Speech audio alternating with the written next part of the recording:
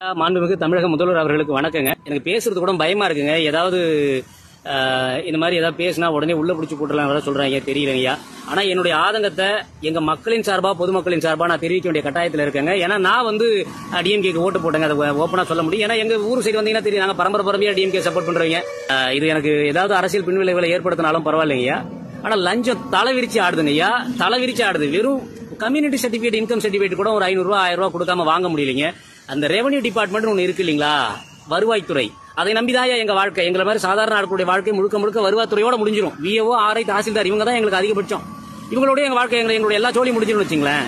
நீங்க வந்து நான் இவங்க எதுக்கு எடுத்தாலும் வருவாய், நாங்க அங்கதான் போய் நின்னாகணும். ஒரு லேண்ட் டிரான்ஸ்ஃபர் ரெஜிஸ்ட்ரேஷன் பண்ணணும்னா 2021 இருந்து ஆட்டோ டிரான்ஸ்ஃபர் ஆகணும் பட்டா அப்படின்னு சட்டம் அமலுக்கு வந்துருச்சுங்க. ஆனா ஆகலைங்க. 2022 ஜனவரியில் ஒரு லேண்ட் ரெஜிஸ்டர் பண்ணிருக்காங்க, அது ஆகல.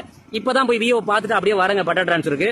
ஊர்ல ரொம்ப ஓப்பனாவே எங்க விஓ போன போட்டு தாசில்தாருக்கு வந்து பணம் போகல, அதனால உங்களுடைய நீங்க அப்ளை பண்ண சர்டிபிகேட் வந்து அவங்க ரிஜெக்ட் பண்ணிட்டாங்க. நீங்க திரும்ப அப்ளை பண்ணிட்டு தாசில்தார ப்ரூஃப் எடுத்துட்டு போய் நேரா பாருங்க. ஐயா, நேரா பார்க்க கூடாதுங்கிறதுக்காக தானே இந்த டிஜிட்டல் சேவைன்னு ஒன்று வச்சிருக்கீங்க. எல்லா டாக்குமெண்ட், எல்லாத்திலையும் டாக்குமெண்ட் நம்பர் இருக்கு. உங்கள்ட்ட ஒரு போர்ட்டல் இருக்கு, டாக்குமெண்ட் நம்பர் போட்டா அந்த டாக்குமெண்ட் பேக்கா ஒரிஜினல் உங்களுக்கே தெரிஞ்சிட போதுங்களா. எதுக்கு நேரா டாக்குமெண்ட் வாங்கி அந்த பணம் கருமத்தை நீங்க கேட்டு அக்கௌண்ட் ட்ரான்ஸ்ஃபர் பண்ணி தொலைச்சிட்டு போறோம். நீங்க தான் எங்களை கேட்கறதுக்கு நாங்க நாதியற்று கிடக்கிறோம்ல. இந்த லஞ்ச ஒழிப்பு துறையில ஒன்று இருக்கா இல்லையானே தெரியலீங்களா. ஐயா, தயவு செஞ்சு கொஞ்சம் காப்பாத்துங்க. எங்களுக்கு 2000, 4000, 5000ங்கிறது அவர் ரொம்ப சாதாரணமா 2000, 5000, 10000 பட்டா டிரான்ஸ்ஃபருக்கு 10000 வாங்குறாங்க. ஐயா, 10000ங்கிறது எங்களோட 3 மாசம் செலவுங்க. எங்களுடைய 3 மாசம் செலவுங்க. எங்களுக்கு என்ன பண்றதுனே தெரியலங்க. தெரியல, இந்த வீடியோ வந்து நாளைக்கு வைரலா போகலாம், இல்ல இதனால வந்து எனக்கு பிரச்சனை வருமானு கூட தெரியல. ஆனா இதை நான் சந்திச்ச எனக்கு எல்லாத்துக்கும் ப்ரூஃப் இருக்கு என்கிட்ட. இது ஆமா, இவன் ஏதாவது அலிகேஷன் வைக்கிறனா அப்படின்னா, இல்ல யார் மாதிரியா குற்றச்சாட்டு வைக்க வேண்டிய நிலை எனக்கு இல்ல. ஏன்னா அதை தாண்டி எனக்கு நிறைய பர்சனல் ஒர்க் இருக்கு. இது என்னுடைய வலி வேதனை, இது என்னுடைய வழி இல்ல, பொதுமக்களுடைய வலி வேதனை.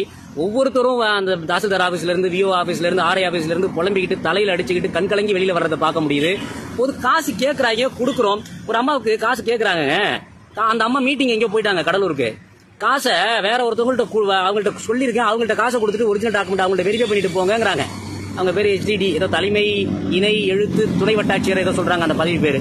அந்த அம்மா அவங்க போன போட்டு என்கிட்ட பேசுறாங்க, ப்ரூஃப் எல்லாம் சார் மேம் எல்லா ப்ரூஃபும் கரெக்டா இருக்கு, ஏன் எங்கள்கிட்ட ரிஜெக்ட் பண்ணீங்க அப்படின்னா, அது என்னன்னு தெரியலங்க, தாசில்தார் ரிஜெக்ட் பண்ணிட்டாரு, நீங்க ஒரு முறை டாக்குமெண்ட் எடுக்கணும், தாசில்தாரை பார்த்துட்டு போங்க அப்படின்னு சொல்றாங்க. ஐயா, எங்களுக்கு ஒன்றும் புரியலங்க.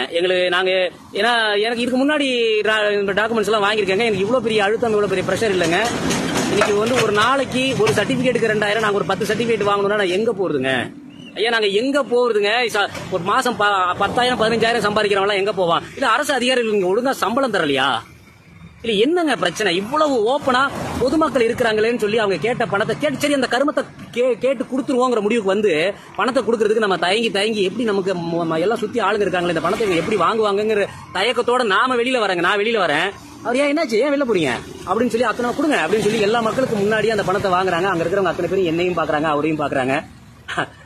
எல்லாருமே ஒரு கட்டற்ற சுதந்திரத்தோட இன்னைக்கு லஞ்சமும் ஊழலும் வந்து இன்னைக்கு தலைவிரிச்சு ஆடுது. தெரியலங்க, எங்க சாமானியனுடைய வாழ்க்கை என்ன ஆகும்னே தெரியலங்க.